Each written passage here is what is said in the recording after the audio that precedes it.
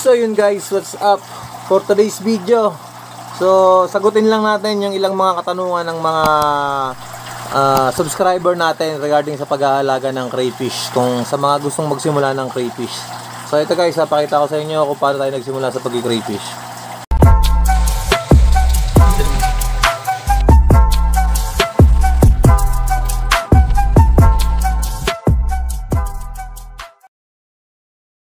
So yun na nga guys. So marami na nga sa atin yung nagtatanong na ano daw bang magandang setup kapag magi-start kayo ng crayfish farming or magta-try ka pa lang sa sa pag-aalaga ng crayfish. So dun sa mga nagtatanong sa atin guys, ito na po ibibigay kong sagot sa inyo. So kung gusto niyo po na makikita at maaaral niyo po yung mga crayfish nyo, kasi karamihan po ganun gusto muna mag-umpisa sa tryo or dalawang tryo, quadro, wala naman pong problema doon. Pero kung ang usapan po kasi ay yung lagayan, ang mas masasuggest ko po sa inyo sa mga nag-uumpisa at gustong aralin ng pag-aalaga ng crayfish, is mas maganda po gumamit tayo ng aquarium. Yun guys, kasi dito po makikita nyo kung paano po talaga ang ginagawa ng mga crayfish nyo. Makikita nyo po kung bakit may namamatay. So ano po bang posibleng dahilan? So makikita nyo naman dito guys sa aquarium natin na medyo madumi yung aquarium natin. Actually madumi, hindi talaga to medyo madumi, madumi siya. Pero nakita nyo naman na malinaw naman yung tubig natin. So isa yan sa mga factor na maganda sa pag-aalaga ng mga crayfish. So kung aalagaan niyo po sila sa mga rep tub, sa mga container, yung mga lagayan ng damit na container, pwede naman po yun. Ang problema nga lang po ay hindi nyo sila masyadong makikita. Kasi makikita nyo lang po sila from the top. So parang ganito po.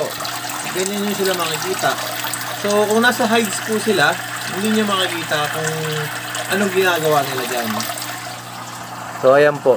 Kagaya dito sa akin, makikita nyo po na yung mga crayfish natin na tuwing ganitong oras, tanghali, hindi sila masyadong palalabas. So makikita nyo po na hindi sila active pag ganitong mga oras. So yun guys, yan yung isa sa mga tip na ibibigay ko sa inyo sa mga nag-uumpisa.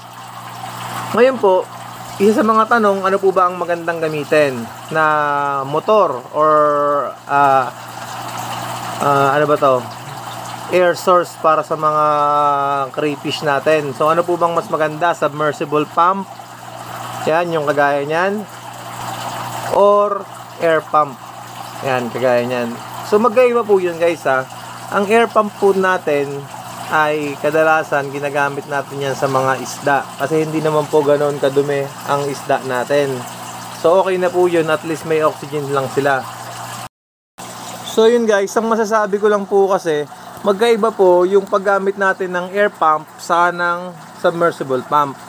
So ang kagandahan po kasi sa submersible pump is ganito, nakikita nyo pong malinis yung tubig nyo, napakalinaw ng tubig nyo, good quality po talaga. Hindi kagaya sa air pump na mabilis dumumi yung tubig natin. So, kung madumi po yung tubig natin, mapapadalas yung pag-water change natin. Which is, nakaka-stress po sa mga alaga natin yan. Kasi as much as possible guys, mas magandang hindi nyo pinapakialaman yung mga alaga nating crayfish. Kagaya dyan sa akin, ayan, tahimik na tahimik lang sila. What if hindi ganito yung filtration natin? So, ang mangyayari dyan guys, is magbabawas tayo ng magbabawas ng tubig, magdadagdag, maglilinis. So nai-stress yung mga alaga natin sa loob ng tank natin. So yun yung iniiwasan din natin, kasi para mas mapabilis yung proseso ng paglaki nila o ng pagmi-mate nila. Kasi nai-istorbo natin sila guys, mas nai-stress sila. So baka pwedeng maging cause pa yun ng pagkamatay nila. So yun guys, sa mga nagtatanong lang dyan ha, sa mga beginners po, para sa mga beginners, ng video na to ginawa ko po para sa mga beginners, para magkaroon po kayo ng idea kung ano yung mas magandang gamitin sa filtration natin. Kung mas maganda po bang gumamit tayo ng air pump o gumamit tayo ng submersible pump. So yun lang po yung pagkakaiba nun, kasi napakaganda po ng filtration kapag submersible po ang ginamit nyo. Mura lang naman po yung mga submersible natin. Hindi naman po lahat ng submersible natin ay pare-parehas mahal. Hindi nyo rin kailangan gumawa ng mga medyo mamahaling setup. Ito, gumagawa po ako ng mga ganitong setup para mapakita ko sa inyo dun sa mga beginners natin na kahit sa ganitong setup lang, napakaliit lang, ayan, makakapag-start na po kayo ng crayfish farming natin. Ayan, so ganoon lang guys. Ayan.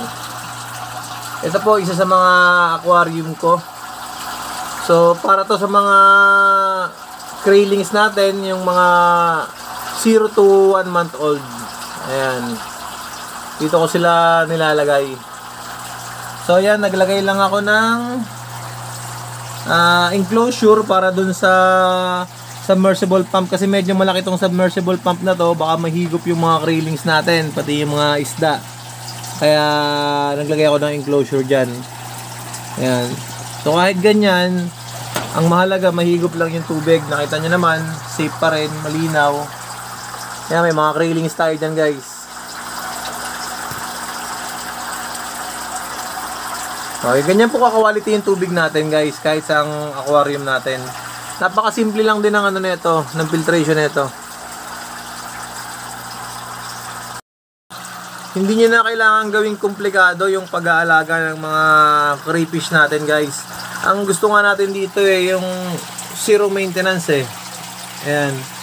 Dito sa akin, ayan, malinaw ang tubig ng crayfish natin. Kahit yan, may mga natirang pagkain, okay pa rin naman, goods pa rin naman, malinaw pa rin yung tubig natin. Ito yung mga craylings natin. So ayan po. So yun guys, sana nasagot ko yung mga tanong nyo. Doon sa mga nagtatanong lagi sa atin na ano ba ang pinakamagandang setup para sa mga nag-uumpisa pa lang. At ang may ipapayo nating setup para sa mga nag-uumpisa pa lang. Ayan. So karamihan po naman sa nag-uumpisa pa lang is gusto munang sumubok, bumili lang ng tryo, bumili ng quadro para makita daw nila kung mabubuhay o hindi. So yun guys, ito po yung setup na ma-advise ko sa inyo is aquarium po talaga, para makita nyo po kung ano yung habitat nila, kung ano yung pinaggagawa nila, yung daily routine nila, kung anong oras sila lumalabas para kumain at anong oras sila hindi active, lalo na sa araw. Saka yun po pala, advance ko na rin, tip ko na rin sa inyo, paggabi po guys, huwag nyo lalagyan ng ilaw yung mga ARC nyo. Kasi may mga nagtatanong sa akin, bakit daw 2 months na di pa nangingitlog mga ARC nila? Yun, tas nung tinanong ko po, naglalagay pala sila ng ilaw sa gabi. So guys, nocturnal species po ang ARC natin. So hindi po nila kailangan ng liwanag, lalong-lalo na sa gabi. Kasi doon po sila active, doon nila ginagawa yung mga activities na kailangan nilang gawin. So kung iilawan po natin sila, nabubulabog lang po sila. So kaya ang gawin natin is patay na lang po natin yung ilaw para mas maganda po yung kalabasan ng pag-aalaga ng mga ARC natin. Kung gusto niyo silang makita sa araw, tingnan niyo kagaya nito. Kaya po kagaya nito, sinasuggest ko sa inyo, gumamit na lang po kayo ng aquarium para makita niyo po yung mga gusto niyo makita talaga. So yan guys. Sana po may natutunan kayo sa video natin na to. Doon po sa mga hindi pa nakasubscribe sa channel natin, yan, pakiclick nyo na lang po yan subscribe button natin, yan, and i-hit nyo na rin po yung notification bell para ma-updates ko pa kayo sa mga videos na gagawin ko pa, lalo na patungkol sa pag-aalaga ng mga crayfish natin. So yun guys, maraming salamat at hanggang dito lang yung video na to.